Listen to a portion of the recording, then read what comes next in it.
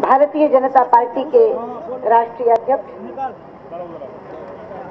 आदरणीय भाई राजनाथ सिंह जी, दिल्ली भाजपा के प्रदेशाध्यक्ष भाई विजेंद्र गुप्ता जी, पार्टी के राष्ट्रीय महामंत्री भाई विजय गोयल जी,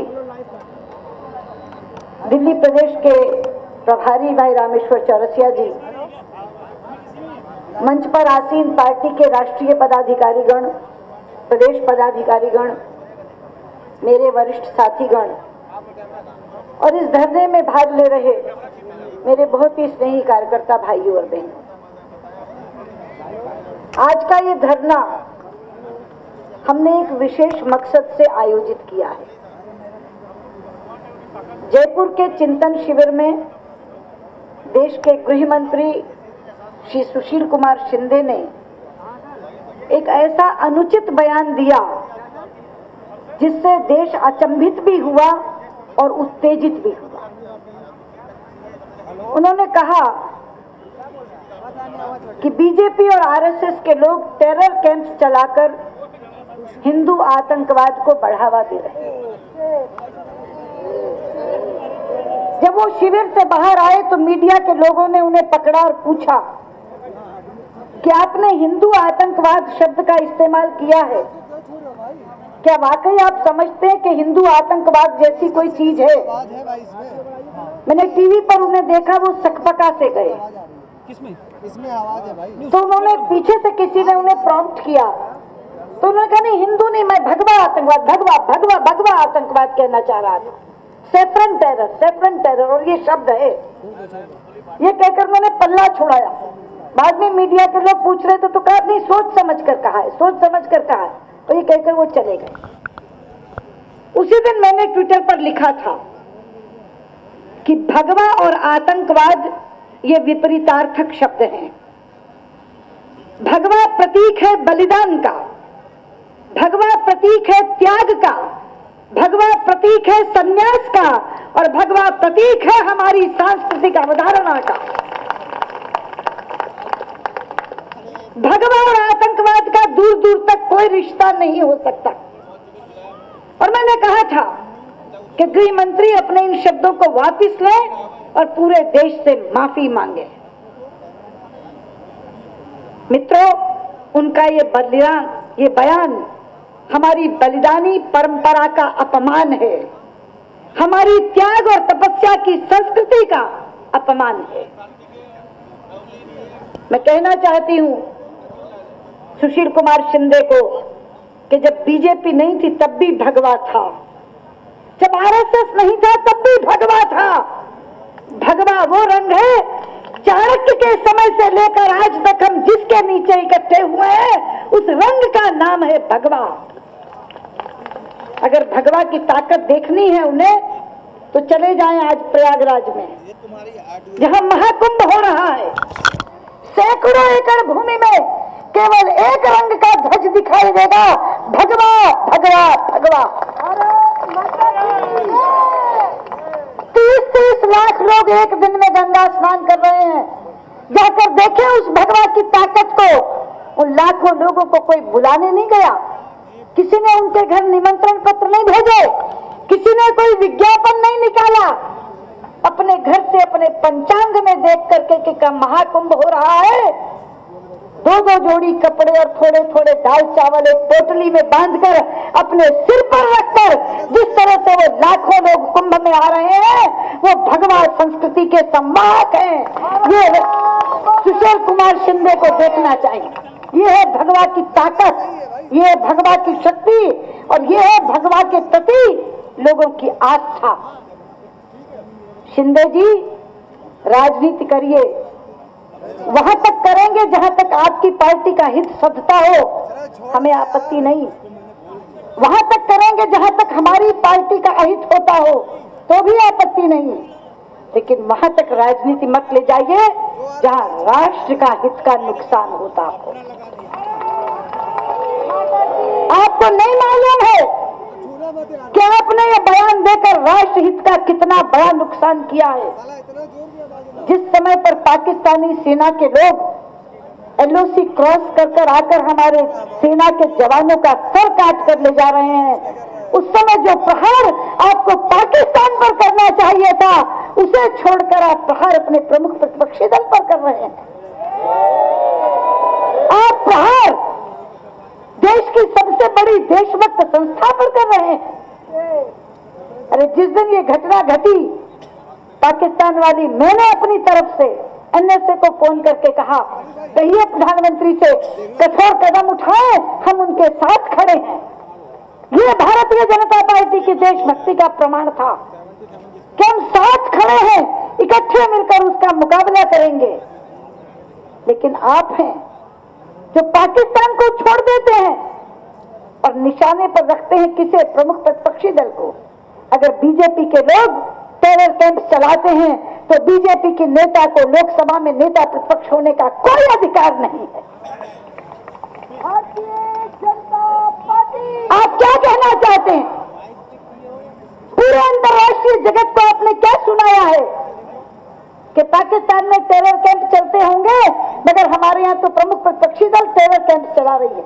आप क्या कहना चाहते हैं कि संसद, आप क्या कहना चाहते हैं कि संसद में आतंकवादी बैठे हैं?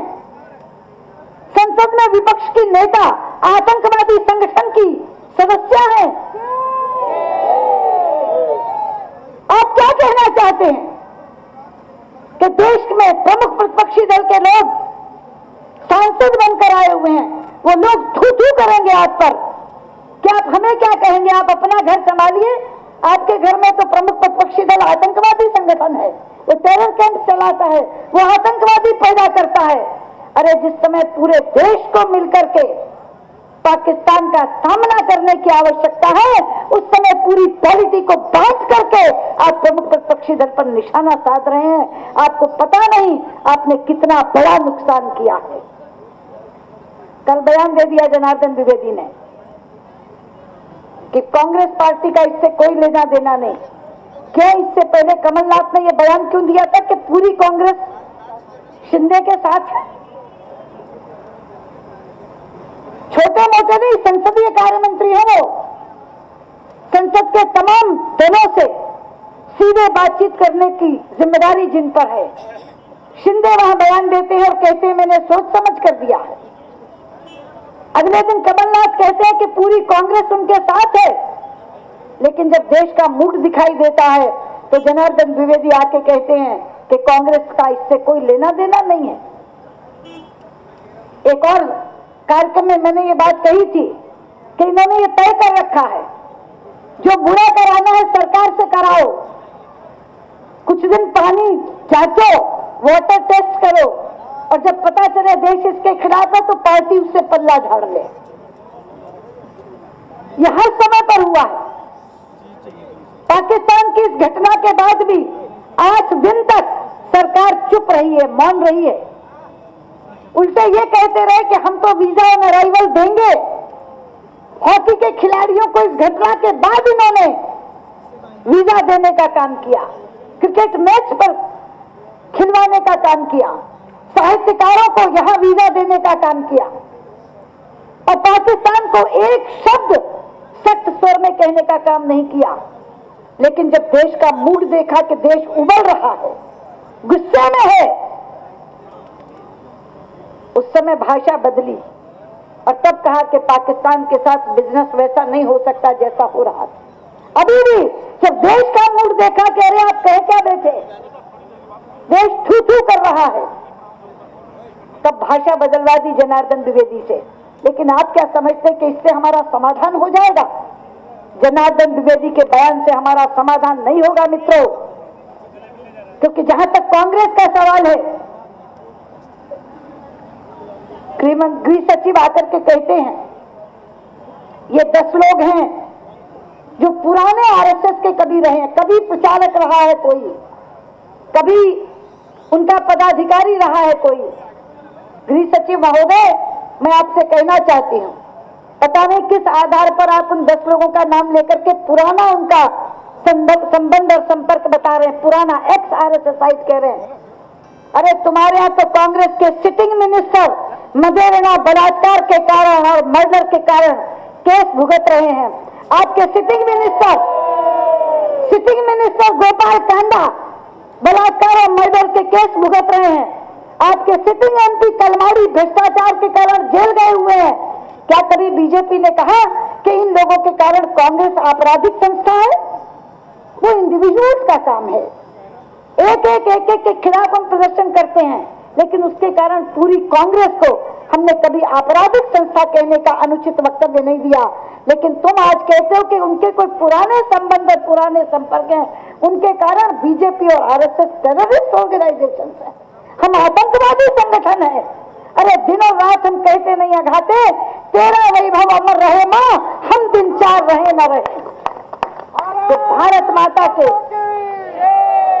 माता के वैभव के लिए स्वयं को बलिदान करने और स्वयं को उत्सर्ग करने की प्रेरणा देता है संगठन।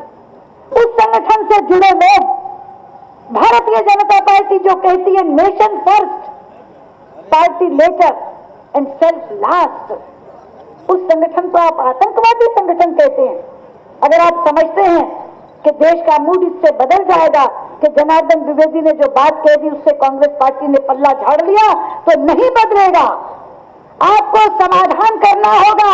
सोनिया गांधी माफी मांगे, प्रधानमंत्री माफी मांगे, शिंदे को बर्खास्त करें, और जब तक इस पूरे के पूरे बयान के लिए ये माफी नहीं आती और ये कार्रवाई नहीं होती, तब तक हमारा आंदोलन जारी रहेगा। तब तक हम लोगों का समाधान नहीं होगा। आपने ऐसा कुकृत्य किया है। एक तरफ आप हाफिज सईद को हाफिज सईद साहब कहकर बुलाते हैं, ओसामा बिन लादेन को ओसामा जी कहकर बुलाते हैं, कैप्टन मोहन शर्मा की शहादत करने वाले लोगों को आजमगढ़ में घर में जाकर उनको सांत्वना देते हैं। तो कांग्रेस का एक महामंत्री कह रहा है कि ये सही कहा है जो शिंदे ने कहा है, दूसरा महामंत्री कह रहा है इसको कांग्रेस से इसका कोई लेना देना नहीं है। आपके अंदर की दुविधा है ये, आपके अंदर का कंफ्यूजन है ये। आप इधर की भी बात करके एक तरफ के लोगों को खुश करना चाहते हैं, दूसरी तरह की बात करके दूसरी तरफ के लोगों को खुश करना चाहते हैं। लेकिन आपकी इस बात से ना देश का संतोष हुआ है और ना देश खुश हुआ है। इसलिए हम कहना चाहते हैं कि ये जो बात कहकर आपने राष्ट्र का अहित किया है, पूरे अंतरराष्ट्रीय जगत में आपने देश की प्रतिष्ठा गिराने का काम किया है, देश की साख गिराने का काम किया है। इसके लिए कांग्रेस अध्यक्षा कांग्रेस पार्टी की तरफ से माफी मांगे, प्रधानमंत्री मनमोहन सिंह सरकार की तरफ से माफी मांगे और शिंदे को बर्खास्त करें। ये तीन मांगे लेकर के हम लोगों का यह आंदोलन जो आज इस रूप में शुरू हुआ है वो चलता रहेगा। बहुत बहुत धन्यवाद। नमस्कार।